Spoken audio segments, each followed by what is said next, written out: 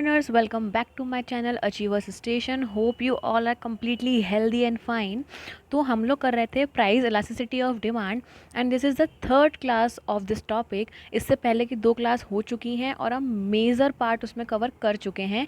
आज हमें थोड़ा सा पार्टी करना है and tomorrow we will do MCQs. उसके बाद ये चैप्टर भी एकदम फिनिश हो. तो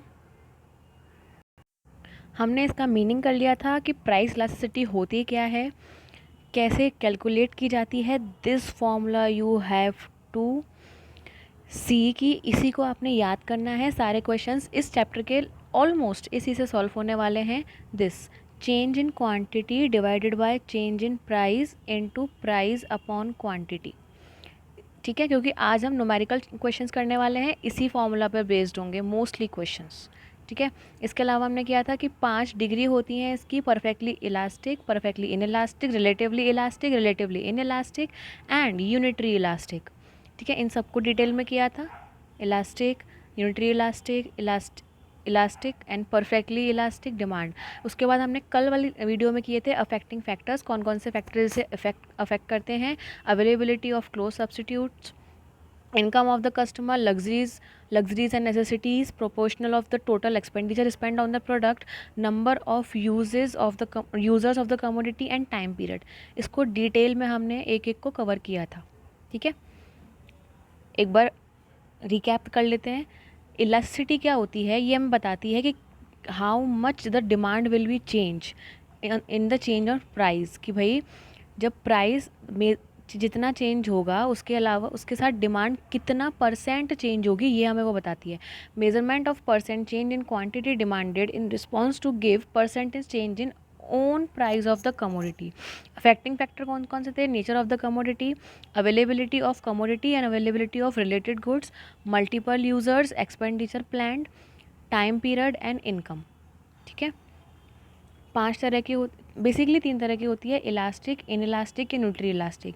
इलास्टिक में परफेक्टली इलास्टिक एंड इलास्टिक, और इन इलास्टिक में भी perfectly in elastic and elastic. Demand curve ये होता है इन इलास्टिक का, ये रिलेटिवली इन इलास्टिक, ये यूनिटरी, ये इलास्टिक और ये परफेक्टली इलास्टिक. ठीक है, चलिए. सो आवर फर्स्ट क्वेश्चन देखो.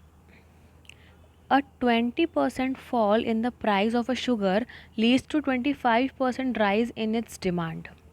मतलब अगर शुगर जो है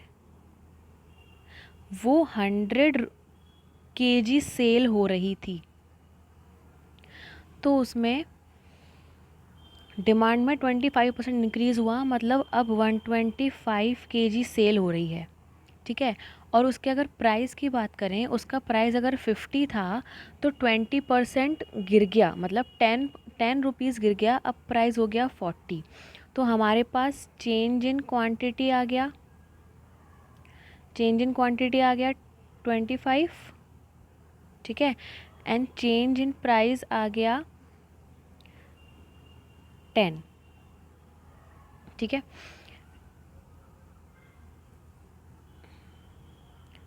change in quantity upon change in price which is 25 upon 10 and initial quantity and price है ना.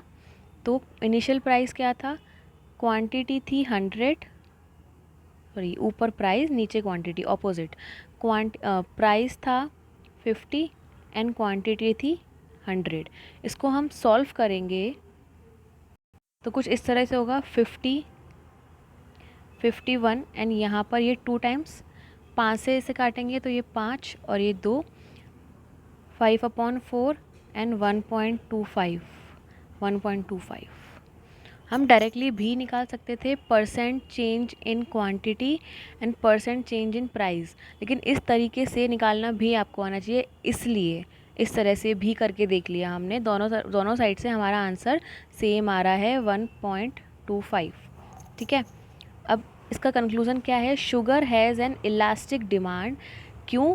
क्योंकि इलास्टिसिटी जो है वो मोर देन 1 है, इसलिए इसकी डिमांड इलास्टिक होगी. इलास्टिसिटी लेस देन 1 होती तो इन इलास्टिक होती, और इलास्टिसिटी इज इक्वल्स टू 1 होती तो यूनिटरी इलास्टिक होती. ठीक है, नेक्स्ट क्वेश्चन, इसको यहीं पे करके देखेंगे, सॉल्यूशन बाद में देखेंगे. When the price of wheat goes up by 10%, its demand falls 800 units to 600 units. अगर चेंज इन प्राइस जो है वो 10% है, तो चेंज इन क्वांटिटी जो है वो 200 यूनिट्स है, और 200 यूनिट्स को 800 के हिसाब से देखेंगे तो ये होता है हमारा 25%। कैसे निकाला वो भी देख लेते हैं। जितना चेंज हुआ है और जितने पर हमें निकालना है इनटू 100, दिस एंड 25। तो change in quantity divided by change in price in percent, हाँ, percent change in quantity divided by percent change in price, तो 25 divided by 10, 2.5, we have the answer 2.5। ठीक है, अब इसकी इलास्टिसिटी कैसी होगी? इसकी इलास्टिसिटी भी इलास्टिक होगी, क्योंकि इसका भी वैल्यू 1 से ज़्यादा आ रहा है। देखो नीचे लिखा भी है, wheat has an elastic demand. It is a normal goods for this household. The demand curve for wheat will be flatter, showing more than proportional change in quantity demanded to change in price. अब देखो price इतना change हो रहा है, उससे बहुत ज़्यादा quantity change हो रही है, तो हम ये बोल सकते हैं कि जो डिमांड कर होगा वो फ्लैटर होगा। क्यों? क्योंकि इलास्टिसिटी ज़्यादा है। हमने क्या देखा था? ये इन इलास्टिक, ये रिलेटिवली इलास्टिक, यूनिटरी इलास्टिक, ये इलास्टिक और ये परफेक्टली इलास्टिक। तो जितना इलास्टिक होता है उतना फ्लैट होता जाता है, इसलिए ये बहुत ज़्यादा फ्लैट होगा डिमांड कर्व, ऐसा इसमें बोला गया है। ठीक है, nothing to be confused. Okay, third question, what is the relationship between slope and elasticity of demand curve? Slope and elasticity of demand curve में क्या रिलेशन होता है, ये सब डायरेक्टली यहाँ कंक्लूज़न देखो। जो 1 अपॉन स्लोप होता है into price upon quantity is the elasticity of demand, या फिर प्राइस इलास्टिसिटी ऑफ डिमांड। ठीक है, next question, a consumer spend 40 on a good at a price of 1 per unit and 60 price of 2 per unit. मतलब अगर किसी चीज़, ये price है, ये क्वांटिटी है, अगर उसका प्राइस 1 रुपये है तो वो उस पर 60 रुपये खर्च कर रहा है, मतलब 60 यूनिट्स खरीद रहा होगा। सॉरी,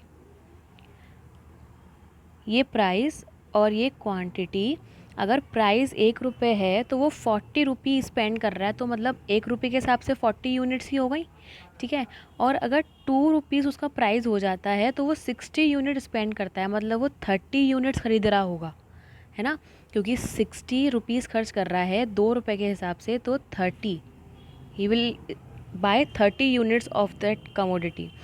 तो हमें इलास्टिसिटी निकालनी है।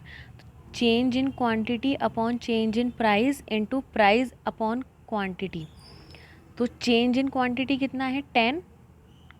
10 चेंज हुआ, और चेंज इन प्राइस कितना है? 1, और इनिशियल क्वांटिटी इनिशियल प्राइस था 1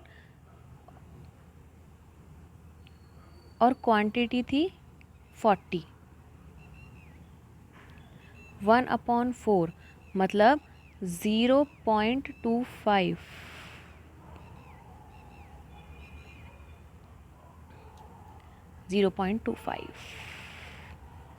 ठीक है, इसकी इलास्टिसिटी इनइलास्टिक होगी, क्योंकि इलास्टिसिटी जो है वो लेस देन 1 है। The good has an inelastic demand, जिससे, ठीक है, क्योंकि अब इलास्टिसिटी लेस देन 1 तो इनइलास्टिक, इलास्टिसिटी मोर देन 1 तो इलास्टिक, और इलास्टिसिटी इज इक्वल्स टू 1 तो ये यूनिटरी इलास्टिक, कि भाई जितना चेंज उतना ही डिमांड में change. Next question, price of rice falls from 5 to 4 पर kg। ये प्राइस, ये क्वांटिटी 5 था, 4 हो गया। Increase in demand for 10 kg to 20 kg। अब 10 kg सेल हो रहा था, 20 पर आ गए। ठीक है, तो change in quantity 10, change in price 1, initial price 5, initial quantity 10, elasticity 5। Elastic demand होगी क्योंकि ये 1 से ज़्यादा है। ठीक है। सी, नेक्स्ट क्वेश्चन बड़ा ही ट्रिकी सा है, लेकिन इसके बारे में हम लोग डिस्कस कर चुके हैं कल जब हम अफेक्टिंग फैक्टर्स देख रहे थे। What is price elasticity of the life saving drug? मतलब कोई ऐसी चीज़ है जो लाइफ बचा सकती है किसी एमरजेंसी में, तो उसकी इलास्टिसिटी कितनी होगी? हमने कल बात किया था जो एमरजेंसी गुड्स होते हैं या नेसेसिटीज़ होती हैं, एमरजेंसी गुड्स होते हैं या नेसेसिटीज़ होती हैं, उसकी जो इलास्टिसिटी होती है वो एकदम इनइलास्टिक होती है, ज़ीरो। क्योंकि प्राइस घटे, बढ़े या घटे, कोई फ़र्क नहीं पड़ेगा, लोग उसे फिर भी ख़रीदेंगे क्योंकि वो एसेंशियल है। उस टाइम लोग प्राइस को नहीं देखते। कोरोना के टाइम में आपने ऑक्सीजन सिलेंडर्स की या ऐसे किसी इमरजेंसी टाइम में किसी भी चीज़ की ब्लैक मार्केटिंग कैसे हो पाती है? क्योंकि वो उस टाइम पर किसी भी इंसान की एक नीड बन जाती है और वो इंसान पैसों से ज़्यादा लाइफ को इम्पोर्टेंस देता है। इसलिए लाइफ सेविंग ड्रग की इलास्टिसिटी हमेशा ज़ीरो होती है। ऐसे ही एमरजेंसी गुड्स की और नेसेसिटीज़ की इलास्टिसिटी भी ज़ीरो होती है। ठीक है, चलिए। नाउ मल्टीपल चॉइस क्वेश्चंस, ये हम लोग आज नहीं, ये हम लोग कल करेंगे और इसी के साथ इस टॉपिक को भी फिनिश कर देंगे। So this was all for today. If you like this session, hit like, subscribe my channel if you are new here. Take care guys, bye bye.